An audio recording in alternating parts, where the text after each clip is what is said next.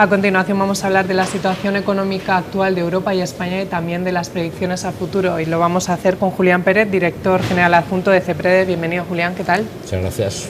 Intentando prever qué nos va a pasar. Vamos a ver qué nos dicen sus estudios. Por ejemplo, sobre Europa. Tenemos al BCE ahí barajando varias opciones de movimientos en su política monetaria, pero nos preguntamos, un poco egoístamente, ¿cuál sería el que nos convendría más a España? Vamos a ver, ahora mismo lo que nos convendría es que Europa creciera y que hubiera un poquito más de inflación. O sea, eso nos vendría fenomenal. Por un lado, para consolidar nuestro crecimiento, y por otro lado, bueno, pues el que haya un poquito más de inflación nos permite monetizar la deuda y que esto nos salga un poquito más barato. Con esos dos condicionantes, ¿qué es lo que debería hacer ahora mismo el BCE? Pues probablemente la vía de los tipos no tiene mucho recorrido, primero porque están muy bajos y además porque, bueno, pues si tampoco, por muy barato que esté el dinero, si no hay dinero para prestar, tampoco va a funcionar. Con lo cual, ahora mismo, cualquier medida de liquidez. Dentro de las medidas de liquidez, de todas las posibles medidas, compras de activos, etcétera, parece que la más adecuada ahora mismo para la situación de la economía española sería el dar liquidez a bancos condicionado a flujos de crédito, ¿no? Un poco lo que hizo el Banco de Inglaterra. Ahora mismo esa sería la idea, porque bueno, facilitaría liquidez al sistema y permitiría, bueno, pues que hubiera un poquito más de crédito en el sector privado, ¿no? ¿Cree que precisamente la falta de liquidez en el sistema español es el principal problema de nuestra economía o es la deuda? Vamos a ver, yo creo que habría que desmitificar un poquito el papel que ha tenido la restricción de crédito en la actual crisis, ¿no? Es cierto que se ha reducido bastante el nivel de crédito, pero primero, también es cierto que estaba absolutamente sobredimensionado, es decir, habría un endeudamiento brutal. Por lo tanto, tenemos que seguir un camino de reducción de ese volumen de crédito, punto uno. Y eso además va a continuar, o sea, no nos pensemos que de repente ahora va a empezar a aumentar el crédito, no. Ahora bien, ese tipo de crédito estaba muy concentrado en determinadas actividades, de tal forma que si nos fijamos un poco cuál ha sido el efecto del crédito a actividades productivas, a hogares, etcétera, realmente el efecto ha sido muy cortito, en crédito al consumo prácticamente nada, en determinadas actividades productivas muy pequeño, es decir, realmente las restricciones de crédito se han concentrado en aquellos sitios donde estaban excedidas, inmobiliario, construcción y vivienda. En el resto de actividades, hombre, sí, se han visto un poquito reducido ese crédito, pero no ha tenido un efecto especialmente fuerte. Con lo cual, tampoco podemos esperar que, primero, que el crédito dinamice la economía, entonces nos tenemos que conformar con que el crédito no reste, es decir, no reste más.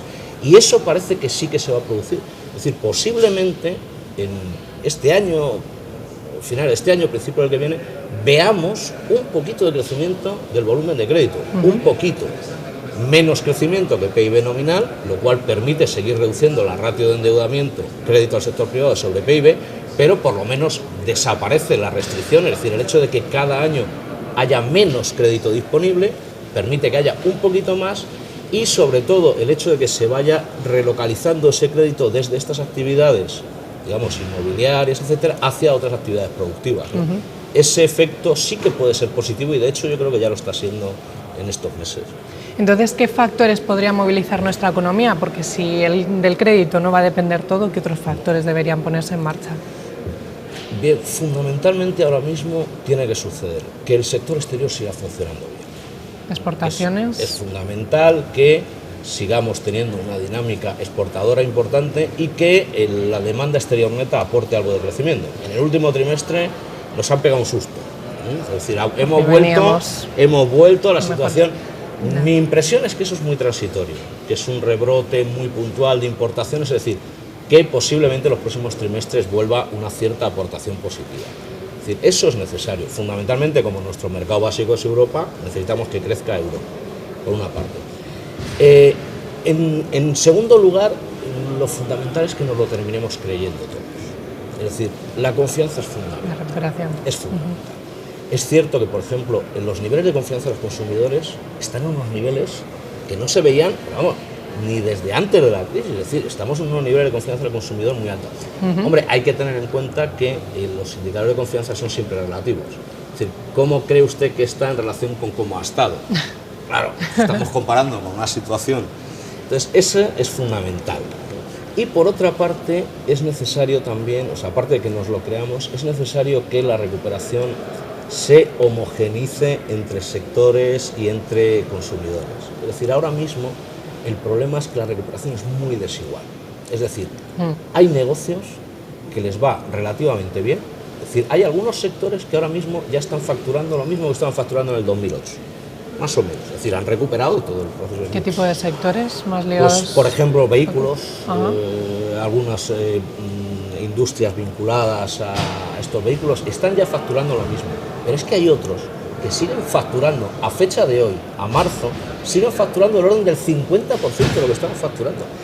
Claro, es imposible que ese señor perciba una recuperación. Aunque le crezca un poquito, claro, es que sigue a años luz de las cifras que él tenía como referencia. Entonces, hasta que no se produzca, digamos, una diseminación de ese proceso de recuperación entre todos los sectores, pues no se terminará de consolidar esa confianza. Y desde el punto de vista de los consumidores pasa lo mismo. Es cierto que el paro se ha reducido un 6%.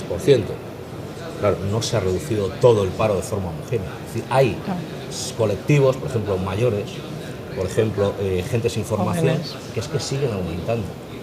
A fecha de hoy, en mayo, sigue aumentando la tasa de paro en mayores de 55 años, el número de parados, sigue aumentando el número de parados sin formación.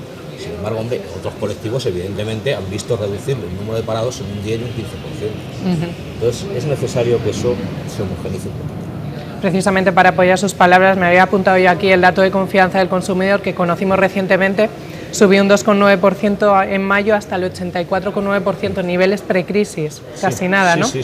Sin embargo, en la publicación que ustedes hacen en nuestra revista, adelantan que el CIPE, el indicador de perspectivas económicas elaborado por CEPREDE, pasa de deficiente a aceptable en 2014 y a mediados de 2015. ¿Qué significa esto? Correcto. Vamos a ver, esto es un... es decir, cuando uno intenta saber, bueno, ¿cómo está la economía, no?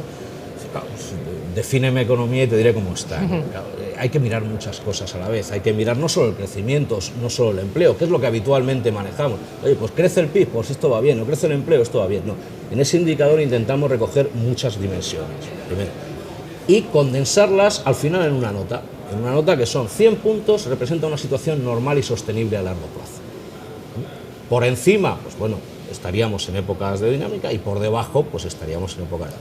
Claro, ese indicador ha estado en valores de 60-65 en el año 2009, estaba en valores 70-80 en el año 2012, ahora mismo estamos prácticamente en el 100, es decir, en una situación normal.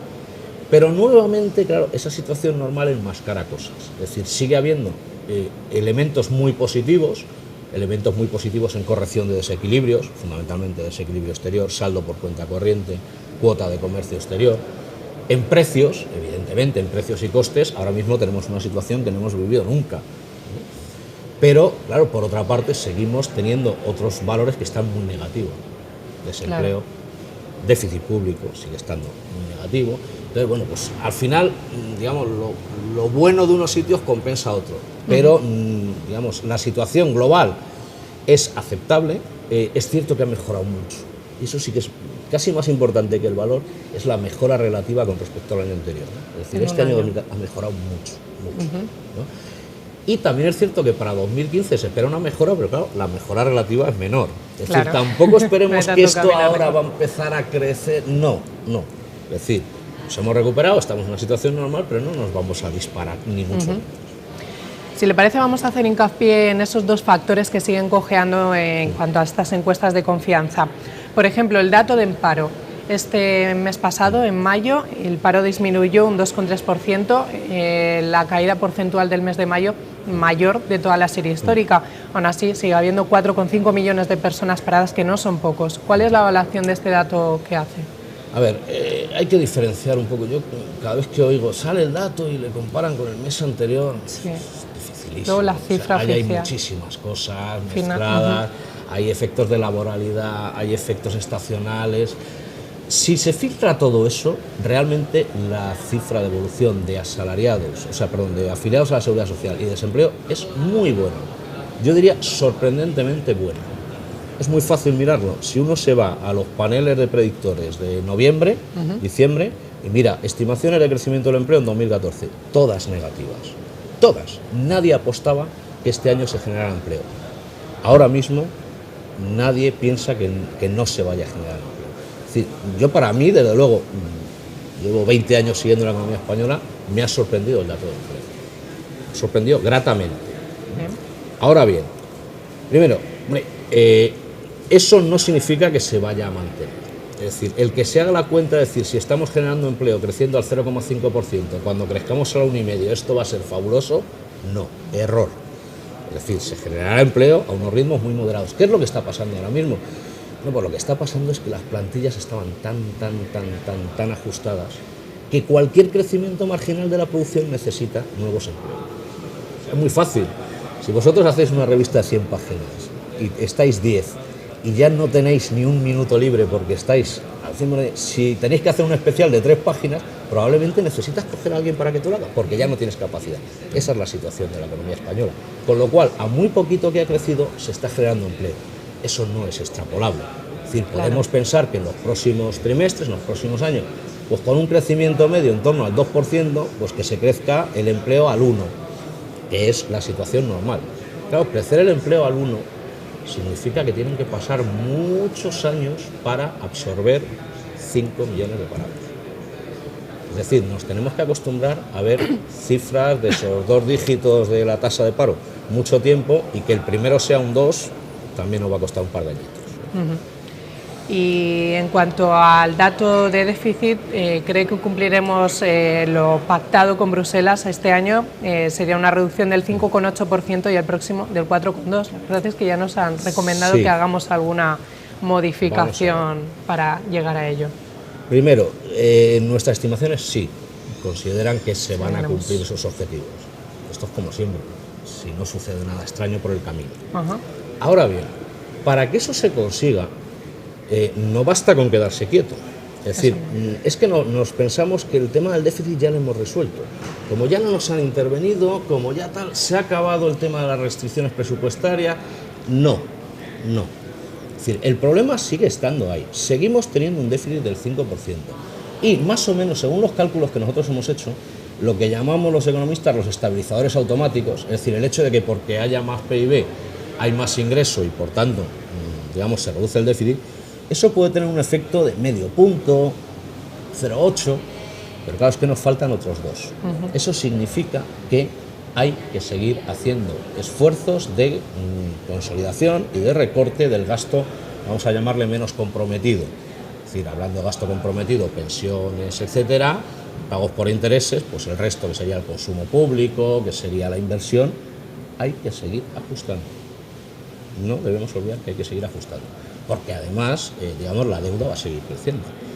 Y los intereses, hombre, conseguiremos compensar con menores tipos de interés, menores primas de riesgo, etcétera, el mayor volumen de deuda, pero no podemos pensar que nos vamos a ahorrar dinero en pagos por intereses al final en el saldo. Es decir, seguiremos teniendo que pagar entre un 3 y un 4% de PIB solo de pagos por intereses. Y eso exige que se sea muy riguroso con el control de déficit, que se sigan implementando medidas de recorte y que dejemos lo de las bajadas de impuestos para cuando sea posible. O sea, que la mejora del dato de déficit, sobre todo iría por los recortes públicos más que por el aumento de algunos impuestos, que también se nos ha sugerido. Es posible, vamos a ver, ahí ya la idea siempre es la misma. Es decir, yo tengo que reducir el déficit y puedo o cobrar más o gastarme menos. Y ahora ya es casi posición personal, si quieres. ¿Cómo? Yo diría, comparativamente con otros países europeos, ahora mismo no tenemos un problema de exceso de gasto, tenemos un problema de poco ingreso. Con lo cual, bueno, podemos seguir pensando que hay que recortar, ir hacia otro tipo de modelos, pero yo creo que habría que intentar financiar el actual nivel del estado de bienestar, y eso significaría posiblemente algo más de presión impositiva a corto plazo. Aunque según la curva de Lázaro, ¿no? Aunque si se suben mucho los impuestos, llega un punto en que no recauda más porque no se consume. Efectivamente, tienes un efecto. No sé si hemos llegado a ese punto culmen en España o todavía no. Es que es muy difícil, porque realmente dices, no, es que los tipos nominales que tenemos son muy altos. Es complicadísimo, porque al final el resultado no es el tipo nominal. El tipo nominal puede ser cualquiera. El problema es lo que termines recaudando. Y hombre, ahora mismo, es cierto, las rentas salariales, por ejemplo, están muy las rentas salariales están muy gravadas, con un problema adicional, y es que la renta salarial sobre el PIB se va reduciendo, y se va a ir reduciendo en los próximos años. Claro, si yo me empeño en seguir grabando una parte de la renta que se va a ir reduciendo, pues voy a perder capacidad de ingreso. Claro. ¿Dónde está la parte de la renta que está creciendo? El excedente de explotación. De ahí que sea vital que siga aumentando la explotación. De ahí que, digamos, yo me temo que a lo mejor hay modificaciones del tipo nominal de sociedades, seguramente, pero que desde luego hay que aumentar la capacidad recaudatoria, seguro. ¿Y dónde? Pues en las rentas que ahora mismo están creciendo más, que es el excedente.